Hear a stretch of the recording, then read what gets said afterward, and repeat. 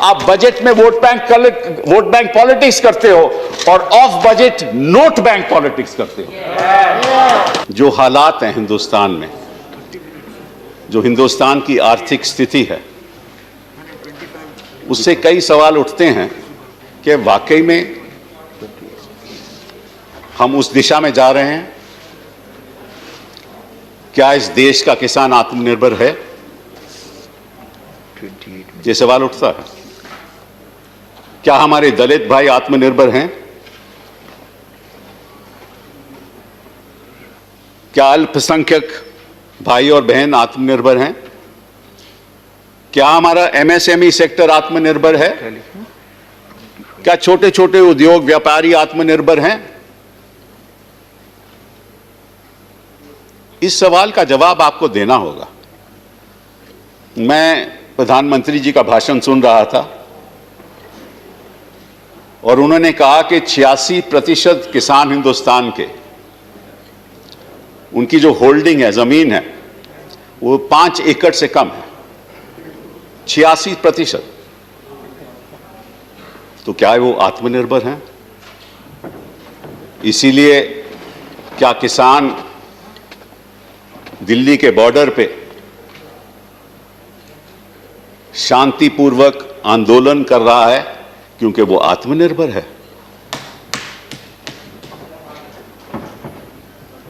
ये सवाल का आपको जवाब देना होगा। भाषण तो हो सकता है, वर्ड स्मिथ भी हो सकते हैं, लेकिन जमीनी असलियत हिंदुस्तान की क्या है, यह आपको समझना होगा। एक गरीब आदमी सोचता होगा कि मेरी छोटा सा घर है, छोटी सी दुनिया, मुझे तो उड़ना सिखा दे, नामुमकिन को मुमकिन बना दे। वो ऐसी उड़ान चाहता है कि वो आत्मनिर्भर हो। तो पहली बात तो ये, और कुछ मैं आंकड़े आपको बताऊंगा जिससे साफ जाहिर होगा कि ये एक खोखलापन है। जो किसान मांग रहा है ना, उसकी मन की बात तो आप सुनते नहीं, अपनी मन की बात हमेशा कहते रहते हैं। किसान क्या कह रहा है आपको? किसान कह रहा है कि मुझे एमएसपी चाहिए और आप कानून उसका बना दो। आप कहते हैं नहीं, हम कानून नहीं बनाएंगे, क्योंकि जो प्राइवेट सेक्टर है, जो प्राइवेट ट्रेडर है, उनके पास आकर वो उसको एमएसपी से ज्यादा देगा। ये आपका कहना है, ये प्रधानमंत्री जी कहते हैं, सभी आपके मंत्री लोग कहते हैं कोई नुकसान होगा ही नहीं किसान को, क्योंकि उसको एमएसपी से ज्यादा मिलेगा। अगर उसको एमएसपी से ज्यादा मिलेगा तो फिर क्या प्रॉब्लम है? आप कानून में बोल दो कि एमएसपी किसान का वो खरीदेगा नहीं, क्योंकि आपका मानना है उसको तो ज्यादा मिलेगा। और ये जो आप एक्सपेरिमेंट कर रहे हैं ना, ये अमेरिका और यूरोप में एक्सपेरिमेंट हो चुका है। और कुछ मैं आपको चौकन्ने आंकड़े आपको बताना चाहता हूं अमेरिका से जुड़े हुए, और शायद आपको अमेरिका में 2020 में, क्योंकि अमेरिका के only 1.5% of the are farming in America, because everything has been corporatized. People own thousands of acres of farmland. Why did this happen? Because people thought that the farming sector will be very progressive and will earn a lot of money, and the farmers will benefit. But let me tell you just one figure. Between 2010 and 2006,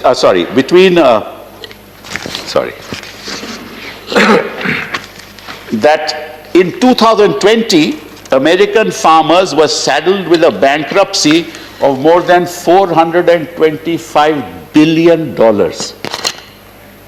This is corporatization of farming in America, and the result of corporatization.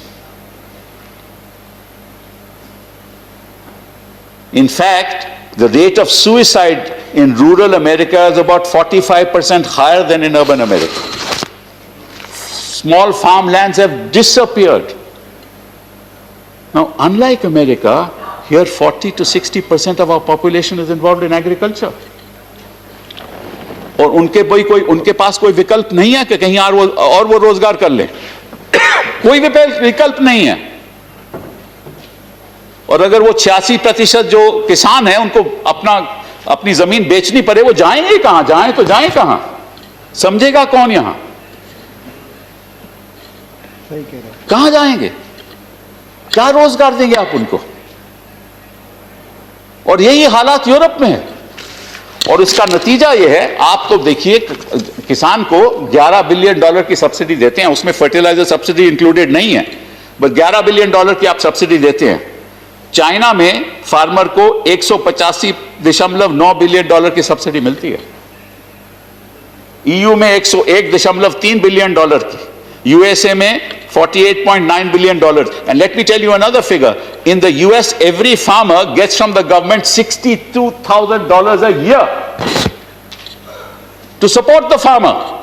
And you're not even willing to give our farmer minimum support price. वो तो ज्यादा नहीं मांगता। आपके उद्योगपति तो हमेशा ज्यादा मांगते हैं, कहते हैं हमारी टैक्स में राहत करो, एग्जेम्पशन कर दो, हमें टैक्स रेट कम कर दो, ये सब कहते हैं ना उद्योगपति, आप उनको दे देते हो। लेकिन किसान जब एमएसपी मांगता है वो देने को तैयार नहीं। वो तो मिनिमम है। आप किसान को तो, आप उद्योगपति तो मैक्सिमम देते हो, वो तो बेचारा मिनिमम मांग रहा है। माननीय सांसद जी ने कहा, he is not yielding. I am not yielding. Sir, I am not yielding. He is not yielding. I am not yielding. He is not yielding. No. You please do not. He is not yielding. Do not interrupt. He is not yielding. Please do not interrupt. He is not yielding. I am not yielding. कम से कम सदन को गुमराह मत करें। No, allow me to speak, sir. By salaried employees, 21 million jobs. तभी तो हम देख रहे थे लोग सैकड़ों किलोमीटर चलते जा रहे थे, कोई साइकिल पे चल रहा था, कोई पैदल चल रहा था, घर पहुंचना चाहते थे क्योंकि यहां उनका घर छूट गया। और आपने इतना भी प्रयास नहीं किया कि उनके जख्मों पे कुछ मरहम लगा दो। आप उनको भूल गए।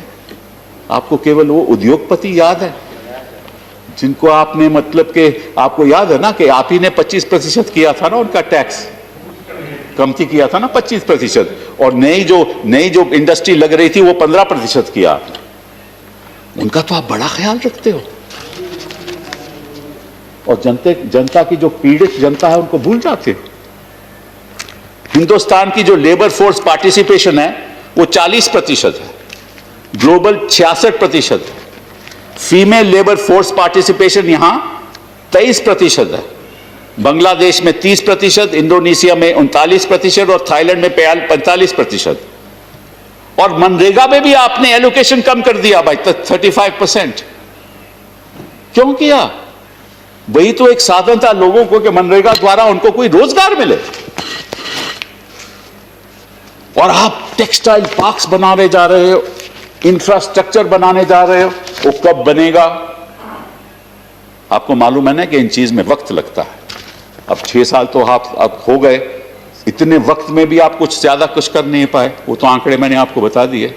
तो जब इंफ्रास्ट्रक्चर बनता है तो उसकी प्रोजेक्ट रिपोर्ट बनती है, उसका लैंड एक्विजिशन होता है, उसके बाद एलोकेशन होती है, उसका फिर इंप्लीमेंटेशन होता है। ये साल तो ऐसे ही निकल जाएगा। तो आप एक दिलासा दे रहे हो हिंदुस्तान की जनता को कि देखिए हम इतना इंफ्रास्ट्रक्चर में इन्वेस्ट करेंगे, हम 6-7 टेक्सटाइल पार्क बनाएंगे तो जनता को रोजगार मिलेगा। कब मिलेगा मंत्री जी? हम आपसे पूछना चाहते हैं, आप वादा कर सकते हो कि मिलेगा? वो पीड़ित लोगों को मिलेगा? रियल एस्टेट सेक्टर की अनसोल्ड इन्वेंट्री पड़ी हुई है, उनके भी आपने इंटरेस्ट रेट कम नहीं किए।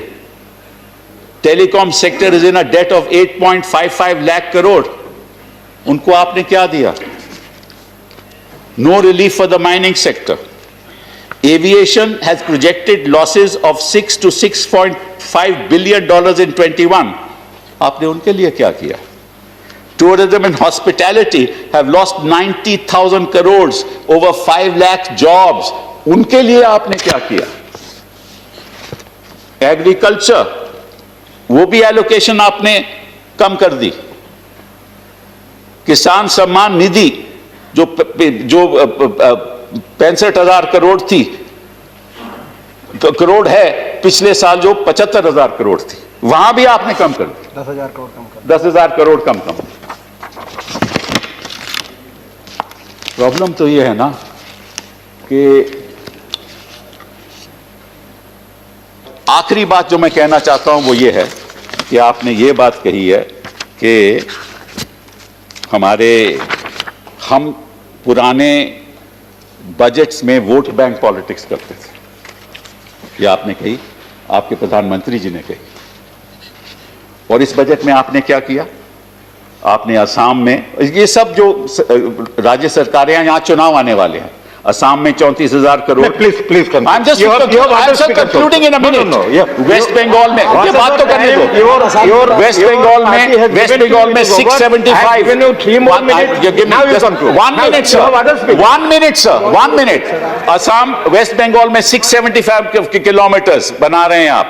केरला में 1100 किलोमीटर्स नेशनल हाईवे, तमिलनाडु में 3500। और आप कहते हैं आप वोट बैंक पॉलिटिक्स नहीं करते। लाइव टीवी, सच सबसे आगे।